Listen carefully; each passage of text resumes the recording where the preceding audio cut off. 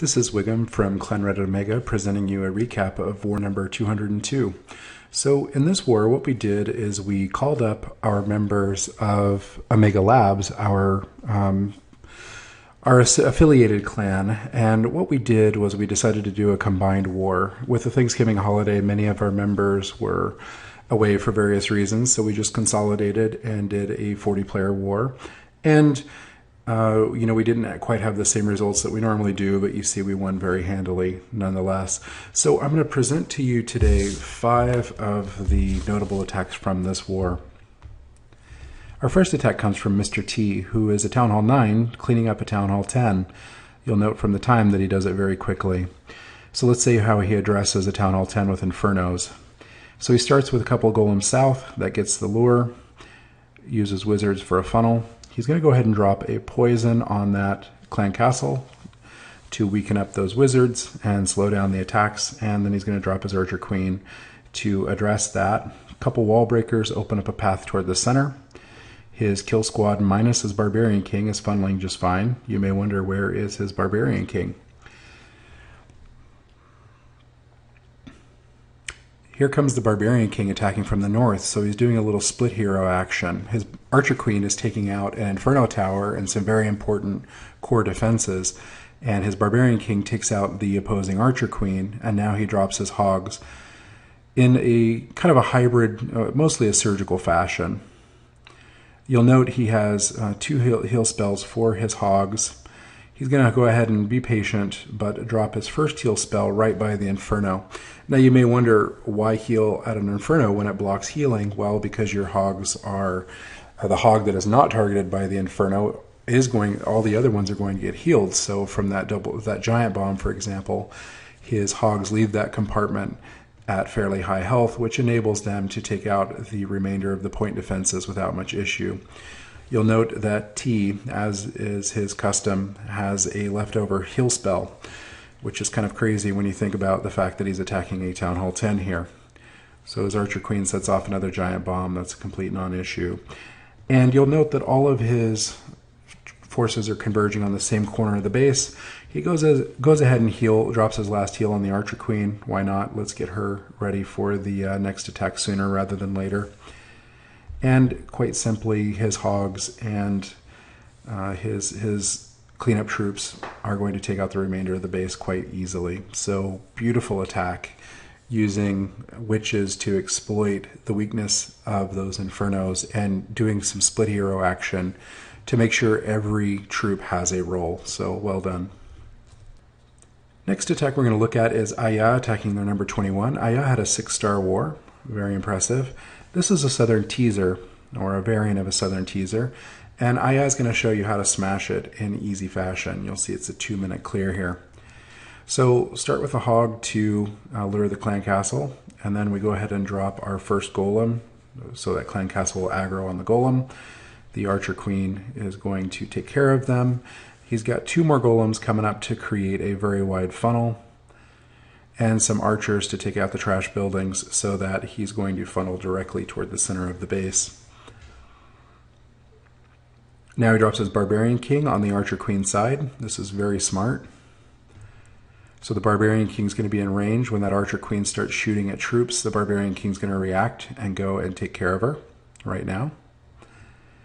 And with the Archer Queen down, the CC down, he's going to go ahead and jump into the center. He's got 3 golems. Might as well have them tank as long as possible, and may as well give his heroes something to do. And now he's going to drop his hogs basically in kind of a 3-prong attack, and his hogs are just going to go across the space in almost a straight line, and they're going to wreck it. Now he did pre-heal a giant bomb spot that was found during a scout.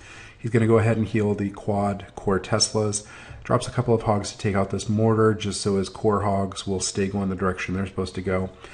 And he goes ahead and drops some hogs from the other side as well. Didn't even need to do that, but it's a nice touch. So they all converge in that heal spell and benefit from the heal over that giant bomb. And then very quickly, he goes ahead and uses his Archer Queen ability. You notice his heroes are pretty much at full health. He's got a ton of hogs left.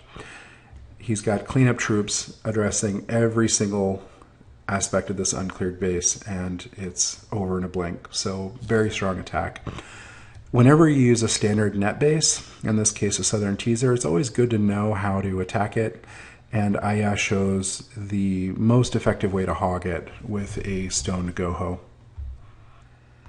Next attack is Brad on their number 24. Brad had another 6-star Warheer. This is a fresh attack, and in looking at this base, you'll note that there's quite an area in the center where there could be Teslas or giant bombs, and it's kind of unclear what is where. That makes hog pathing kind of difficult. But he has his Expos set at ground, and that is really inviting a Laloon. So you see here we have a quad Laloon as our answer. So remember, your golems plus your hounds is usually equal to 5. So he's going to drop his 1 golem. It's a CC golem on the east side. And he's going to create a funnel and create a jump spell that's going to lead his Barbarian King straight to the Archer Queen. And by doing this, he's going to get the Archer Queen, he's going to get 1 air defense, and he's going to get the CC. And now he's going to go ahead and start his Laloon. So 2 hounds on the first air defense, that's standard. Goes ahead and drops a Rage to get his troops in there quicker and help recover from that air sweeper a little better. Has a haste just to get his troops into the base a little further. That's actually quite useful to do when you've got spread trash buildings like that. And then you'll see at the last air defense, he has 1 hound left, and it pops right as the loons take out that last air defense. So just perfect timing. And so from here, it's just a matter of cleanup. Could have dropped his last 2 cleanup wizards a little quicker, but all in all, very strong. Doesn't have any, his heroes both died in the kill squad, but that's okay. He has enough cleanup troops left to take out the remainder of the base quite easily. So good stuff. Okay, next is Beaker Face on their number 26. You'll note he's also doing a Laloon variant. And you can note from his spell composition that it's probably going to be a max style Laloon. So he goes ahead and drops Earthquakes, which are going to open up 2 air defenses and the Archer Queen. You'll notice again we've got Dragon with 2 loons in the CC. He's going to go ahead and rage his kill squad there. The Queen doesn't actually get any benefit from that rage, she just skirts around it. But raged wizards are very, very powerful. You'll note that dragon's already dead, and the raged wizards are still up, and they're now taking out heroes. So even though the rage misses the Queen, it's still quite useful to use in that situation. And he goes and drops the heal. Now the heal is typically for the barbarians that come from the Barbarian King ability. So he's got his loons or his hounds deployed. You see there is a sweeper pushing those hounds away from the air defense, but that's okay because the loons are going to take that out. The important part is making sure the sweeper doesn't nullify your loons. He could have dropped a loon up north to take out this solo sweeper there. I think that would have been one little improvement to make. But he has so many loons left that it doesn't matter that he doesn't have spells. It doesn't matter that his hounds are all down and that the air defense is beating on his loons. He's got so many left, it doesn't matter. It doesn't even matter that the loons are clumped up. Ideally, you know what, you want a nice loon split because loons are so slow that it really facilitates cleanup if they split up for you. But in this case, they can't because they're all heading to the 1 remaining point defense. So that's another reason why 1 loon north would have helped, because it would have helped promote a loon split, which just would have made cleanup a little faster. But you see that he's got pups headed down south where all those high hit point buildings are. He's got a couple goblins down there as well, which is always wise. Goblins are quite effective. They're the highest DPS per unit space for storages like that. So very wise to use them in the cleanup and just an easy win. Okay, last attack I want to show you is Green Man attacking their number 31. Now, this is another loon variant, and you may wonder why so many Laloons. Well, Ground Expo and the level of the air defenses and the accessibility of the air defenses, you know, they're kind of clustered. It makes it a pretty easy choice. So he's going to be very careful with his kill here.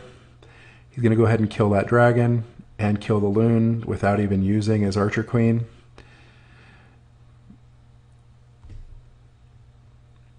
Now he's going to start dropping his heroes. after the enemy Archer Queen and CC is already down. They didn't even participate in that kill, which is fairly unique.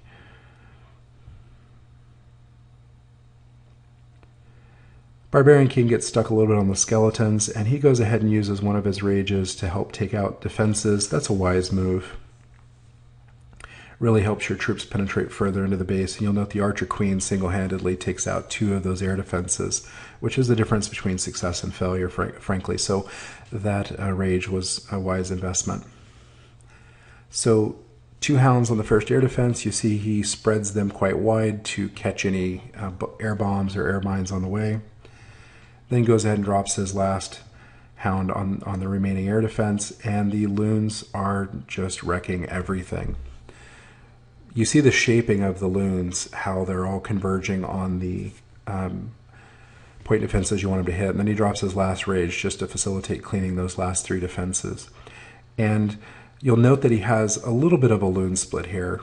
Maybe not ideal, but he still has his Archer Queen up, and he has a ton of pups remaining, and he even has a Barbarian on the edge there. So the loons are kind of a non-factor in the cleanup, but it doesn't really matter.